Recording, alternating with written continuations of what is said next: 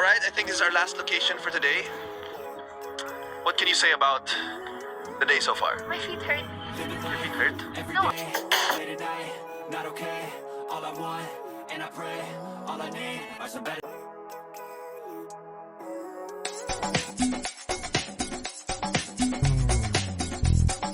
Showbiz Kachika TV.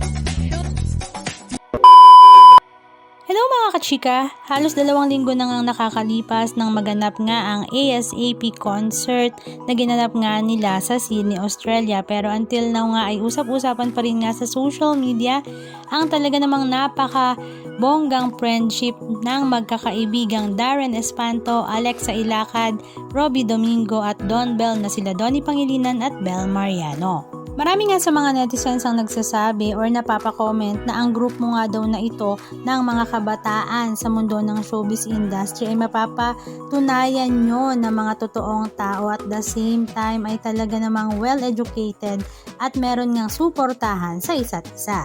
At kapansin-pansin nga rin daw na sa bawat gala at ganap ay talaga namang silang 5 ay very solid ang pagkakaibigan at pagsasamahan habang nasa Sydney, Australia. Si Darren Espanto nga daw ang pambansang BFF na kahit saan mo ilagay ay talaga namang kayang-kayang mag-build ng friendship kahit kanino. Samantala si Robbie Domingo naman ang tatay-tatayan ng grupo na nagbibigay nga ng balanse sa hyper at makulit na energy ng grupo. Samantala ang Don Bell naman ang pambansang sweetheart ng grupo na talaga namang super sweet at talagang mas nailalabas nga nila ang pagiging totoo kapag kasama nga ang kanilang grupo. Including na nga dyan ang pagiging sweet sa isa't isa. Samantala si Alexa Ilacad naman, siya nga ang very versatile sa grupo kung saan kahit saan mo nga rin siya ilagay ay pwedeng-pwede para rin nga siyang Darren Espanto. Halika at panoorin natin ang ilan sa mga video clips ganap na kanilang ibinahagi. Alright, I think this is our last location for today. What can you say about the day so far? My feet hurt. Your feet hurt? No, about this day. Wow, about this day. We were able to go around. Dami namin napuntahan. We went around the harbor. Tama, diba? Darling Harbor, which is so nice. You know, it's my first time here in Australia. And you know what? I really want to try like their food here.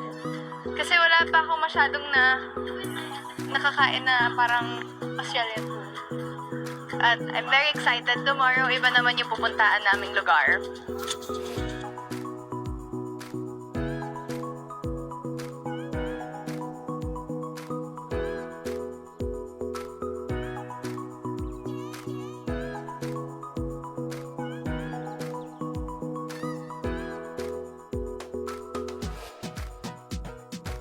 Anong masasabi nyo mga kachika? Just comment down below and please don't forget to subscribe. Thank you!